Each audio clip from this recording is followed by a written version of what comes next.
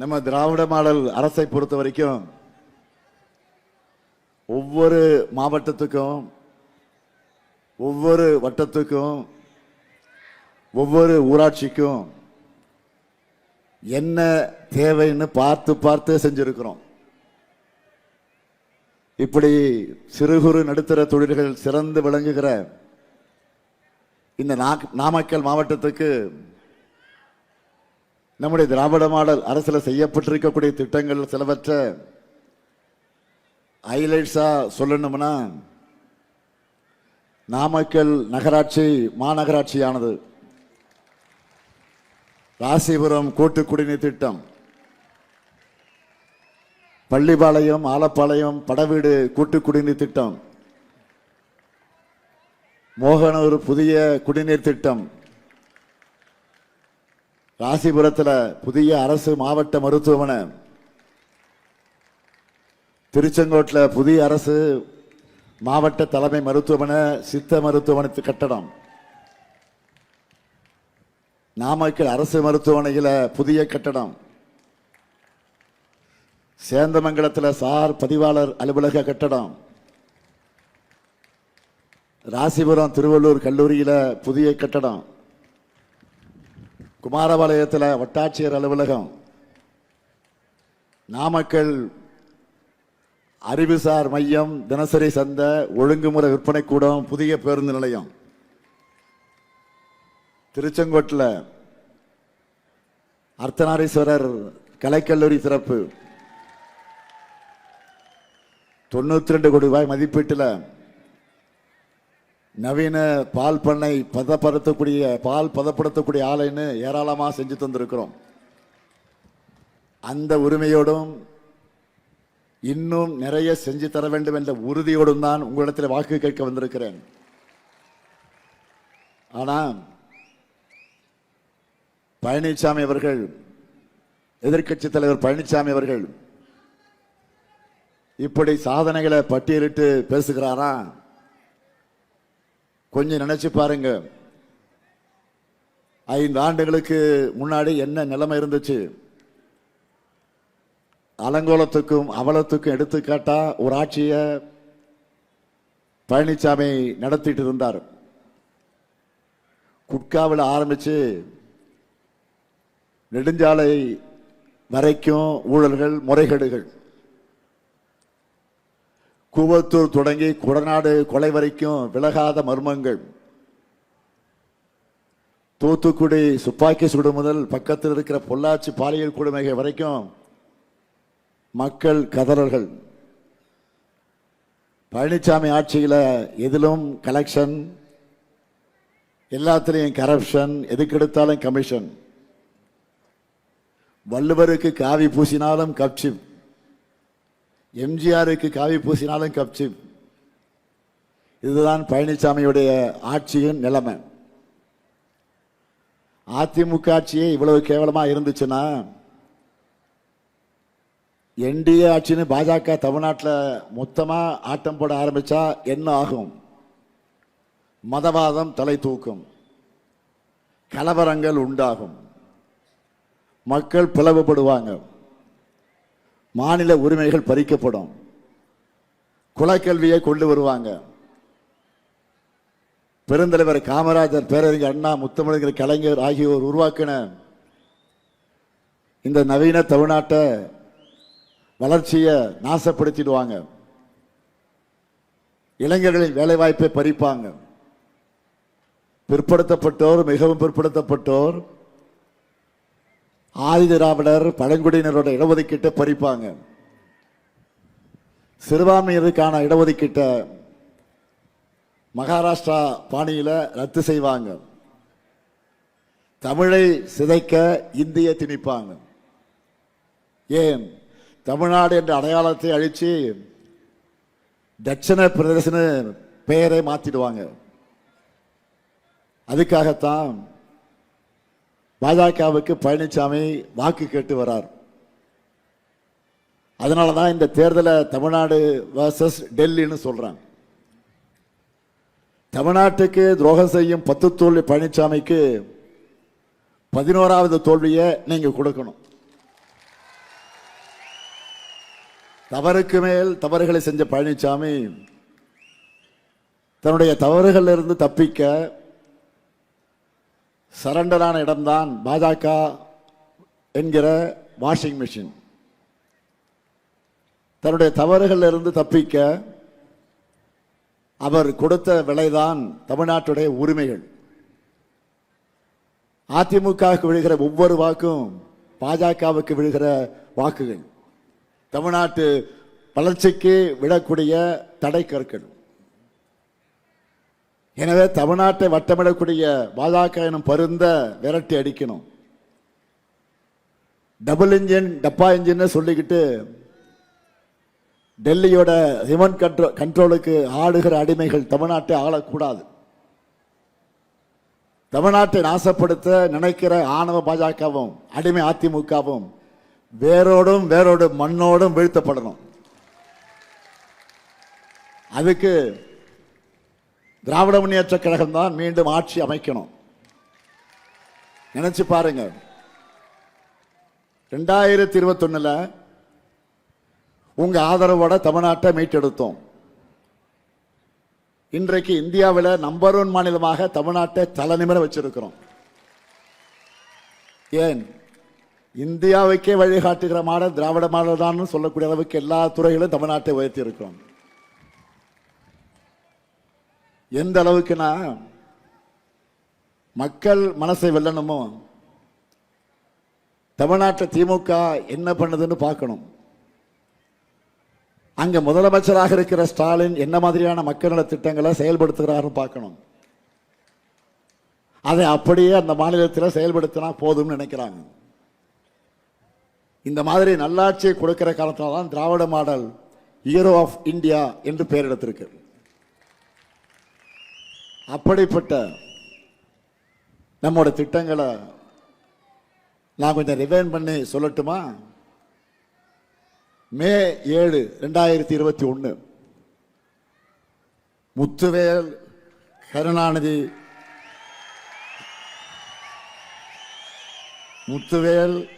கருணாநிதி என்னும் ஸ்டாலின் என்னும் நான்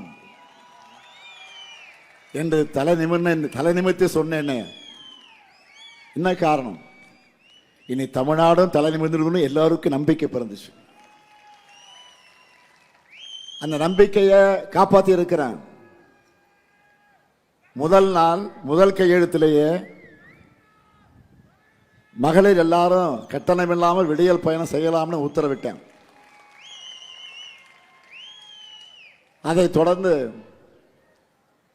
திராவிட மாடல் ஆட்சியில் செய்யப்பட்டிருக்கக்கூடிய திட்டங்களை தலைப்புச் செய்திகளாக நான் சொல்ல விரும்புகிறேன்.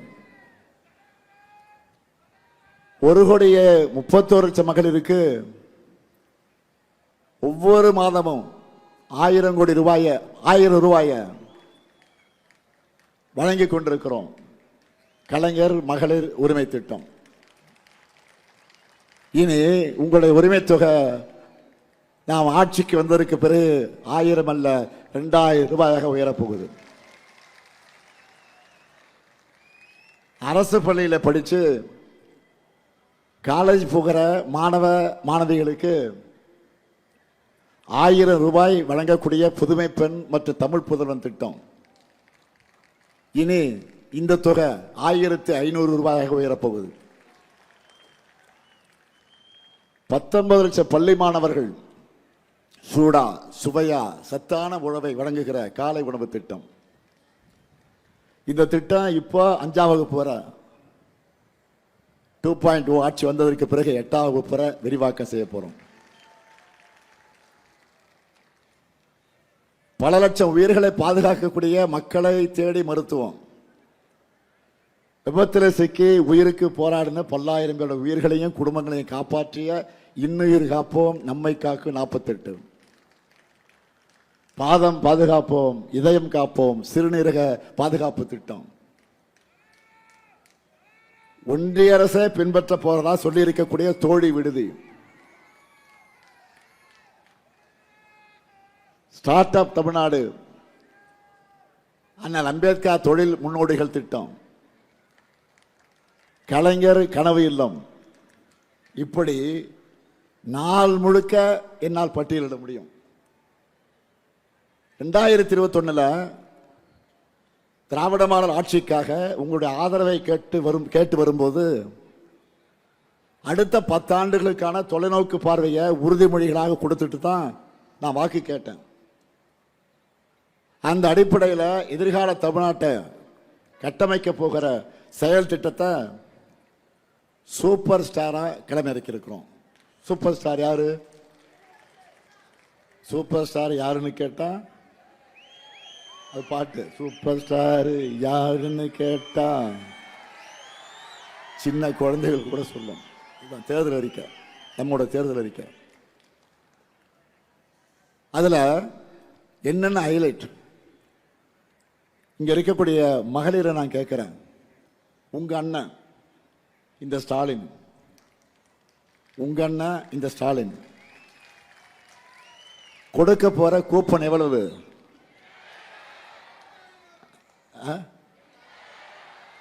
8000. கரெக்டா? மகளிர்லாம் இப்பவே வீட்டுக்கு என்ன புது பொருள் வாங்கலாம்னு டிஸ்கஸ் பண்ண ஆரம்பிச்சுட்டாங்க இல்லையா? எவ்வளவு? இந்த கூப்பனை வச்சு உங்களுக்கு தேவைப்படுகிற வீட்டு உபயோக பொருளை புதுசாகவும் வாங்கிக்கலாம், இல்லைன்னா பழைய பொருளின் பண்ணி புது பொருளை வாங்கிக்கலாம். உங்களுக்கு பிடிச்ச கடையில் உங்களுக்கு பிடிச்ச பிராண்டை வாங்கிக்கலாம். தயவுசெய்து வீட்டுக்காரனை கேட்டுறாதீங்க, குழப்பிடுவாங்க உங்களை. ஏதாவது பிரச்சனை பண்ணுவாங்க. ஏதாவது பிரச்சனைனா அந்த அண்ணன்ட்ட சொல்லுங்க, நான் பார்த்துக்கிறேன். அடுத்து 20 லட்சத்திற்கு மேற்பட்ட அதிகமான உழவர்கள் பயன்பெறக்கூடிய வகையில் நவீன மின்சார பம்பு செட்டுகளை வழங்க போறோம். உயர்கல்வி படிச்சு முடிச்ச 5 லட்சம் இளைஞர்கள் வேலைவாய்ப்பு பெறக்கூடிய வகையில் நான் முதல்வன் திட்டத்தில் 1500 ரூபாய் உதவித்தொகையோட 6 மாசம் பயிற்சி வழங்க போறோம். பால் கொள்முதல் லிட்டர் ஒன்றுக்கு 5 ரூபாய் உயர்த்தி வழங்கப்படும். முதியோர் உதவித்தொகை 1200 ரூபாயிலிருந்து 2000 ரூபாய்க்கு உயர்த்தப்படும். கலைஞர் கனவு இல்லம் உள்ளிட்ட திட்டங்கள் மூலமா வீடற்ற ஏழைகளுக்கு அடுத்த 5 வருஷத்துல 10 லட்சம் வீடுகள் கட்டித்தரப்படும். மேற்கு மாவட்டங்களில் தொழில் மற்றும் வேளாண் வளர்ச்சியை அடுத்த கட்டத்துக்கு கொண்டு செல்ல 2000 கோடி ரூபாயில சிறப்பு தொழில் வளர்ச்சி திட்டம். நாமக்கல்ல ஜவுளி குழுமம்னு ஏராளமான திட்டங்களை அறிவிச்சிருக்கிறோம். நாங்க சொன்னதை செய்வோம். இப்படி நாட்டு மக்களுக்கு நல்லதை செய்யணும்னு தொலைநோக்கு பார்வையோட நாம செயல்பட்டு கொண்டிருந்தா எப்படியெல்லாம் பின்னோக்கி இழுக்கலான்னு பாஜக சதி திட்டம் போடுது. தெற்கு மறுபடியும் தேயணும்னு பாஜக உருவாக்கி இருக்கக்கூடிய லேட்டஸ்ட் பிளான் தான் இந்த தொகுதி மறுசீரமைப்பு. தொகுதி மறுசீரமைப்பு அநீதிக்கு எதிராக நாம நடத்திட்டு இருக்கிறது போராட்டம் இல்லை, போர். போர்கள் ஒன்றும் தமிழ்நாட்டுக்கு புதுசு இல்லை. முதல்ல சமூக நீதி போர். இடஒதுக்கீட்டுக்கு ஆபத்து வந்தப்போ இந்திய அரசியலமைப்பு சட்டத்தை முதல்ல திருத்த வச்சது தமிழ்நாடு தான். அடுத்து மொழி போர்.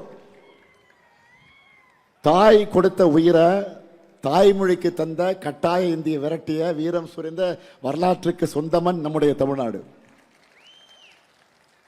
இந்த போர்ல தான் நேருவினுடைய உறுதிமொழியும் வந்துச்சு.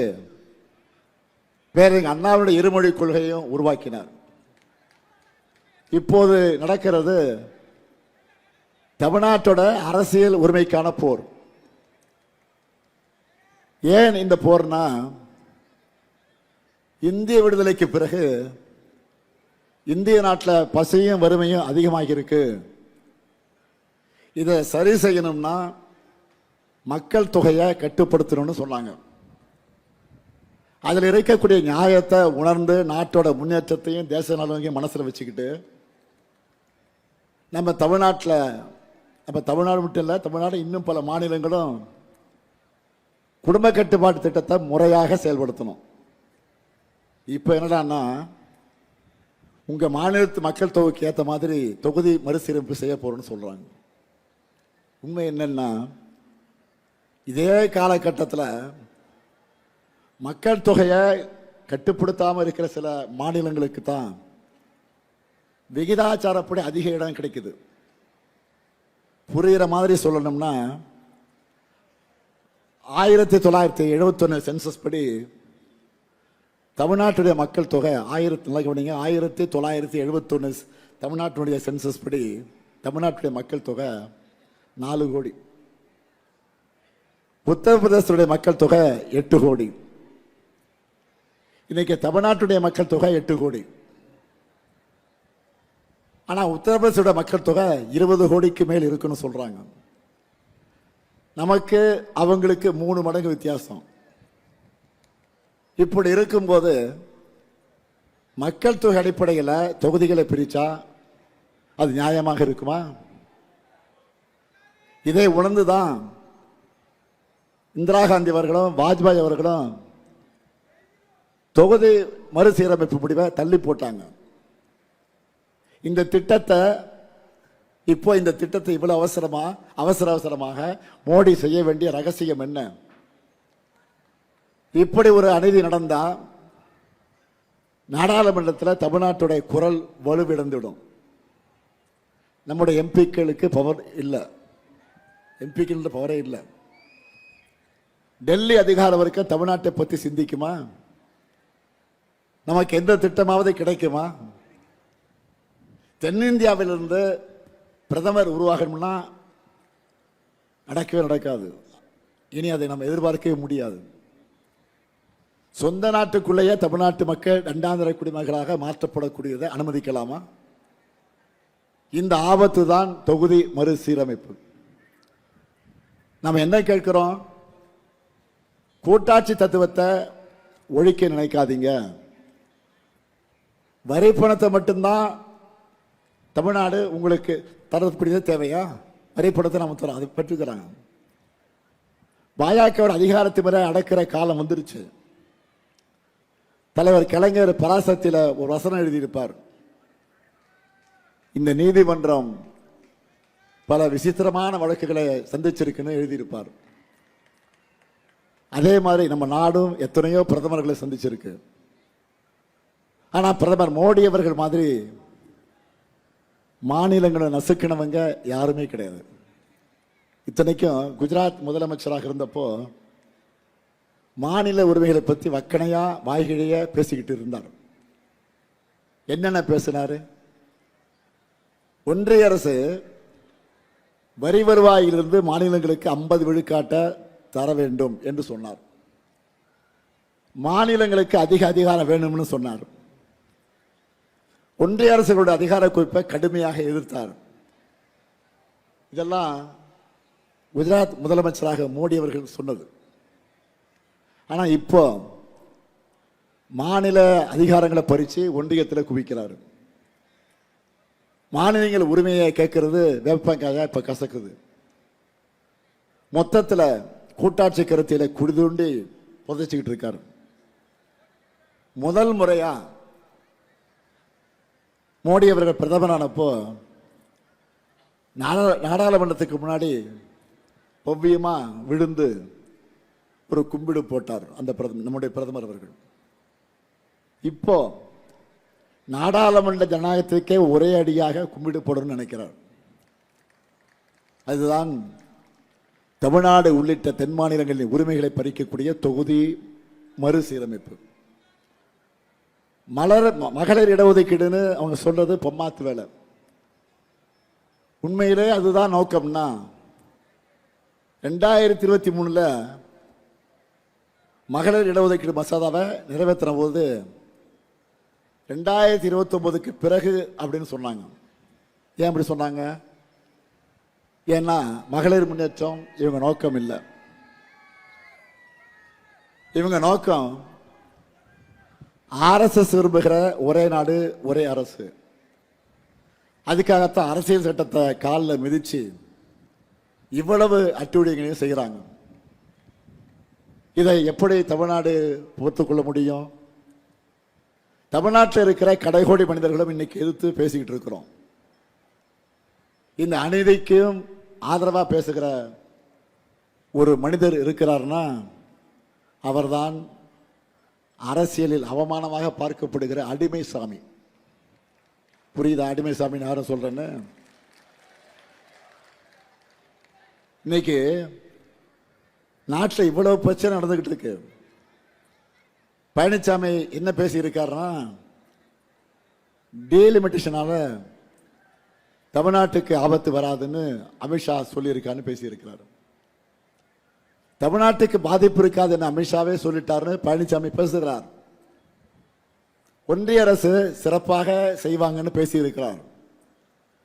அமித்ஷா எங்க சொன்னார்? தேர்தல் பிரச்சாரத்தில் நாங்க என்ன கேட்டோம்? நாடாளுமன்றத்தில் வச்சு பிரதமர் வாக்குறுதி தர வேண்டும் என்று கேட்கிறோம். எங்களுக்கு பேப்பர்ல சட்டபூர்வமா நாடாளுமன்றத்தில் உறுதிமொழி வேணும். 1971 மக்கள் தொகை அடிப்படையில் தான் அடுத்த 25 ஆண்டுகளுக்கு தொகுதி அளவு இருக்கும் என்கிற உறுதிமொழி வேணும். தேர்தல் கூட்டத்தில் அமித்ஷா சொன்னதையெல்லாம் தண்ணியில தான் எழுதி வைக்கணும். கூட்டணியில் இருக்கக்கூடிய பாவத்துக்கு அடிமை பழனிசாமி வேணா அதையெல்லாம் நம்பலாம். திமுகவோ திமுக ஆளக்கூடிய தமிழ்நாடோ வேல்யூ இல்லாத உங்களோட வெற்றி வார்த்தைகள் நம்பாது. பழனிசாமி இப்போ தொகுதி மறுசீரமைப்பு பற்றி பேசுறாரு. ஆபத்து வரும் பின்ன பழனிசாமி லா பாயிண்ட்டும் வரும் முன்னேன்னு இதை நாம் எச்சரிக்கையாகத்தான் பார்க்கணும். தனி மனிதர்களை விட நமக்கு தமிழ்நாடு தான் பெருசு. எனவே தமிழ்நாட்டை வட்டமிடக்கூடிய பாஜக பருந்த விரட்டி அடிக்கணும். டபுள் இன்ஜின் டப்பா இன்ஜின்னு சொல்லிக்கிட்டு டெல்லியோட ரிமோட் கண்ட்ரோலுக்கு அடிமைகள் தமிழ்நாட்டில் ஆடக்கூடாது. அதுக்காகத்தான் ராசிபுரத்தில் மதிவேந்தன் அவர்களுக்கும் திருச்செங்கோட்டில் ஈஸ்வரன் அவர்களுக்கும் நாமக்கல்ல ராணி அவர்களுக்கும் சேந்தமங்கலத்தில் பூமலர் அவர்களுக்கும் குமாரபாளையத்தில் எஸ் பாலு அவர்களுக்கும் பரமத்தி வேலூரில் மூர்த்தி அவர்களுக்கும் உதயசூரியன் சின்னத்தில் வாக்களிக்கணும்னு கேட்டுக்கிறேன். தமிழ்நாடு முழுக்க முட்டை சப்ளெல்லாம் நாமக்கல் தான் இல்லையா? அப்படிப்பட்ட நீங்க என்டிஏ தமிழ்நாட்டுக்கு விரோதமான கூட்டணிக்கு நாமக்கல்ல பெரிய முட்டையா போட்டு அனுப்பணும்.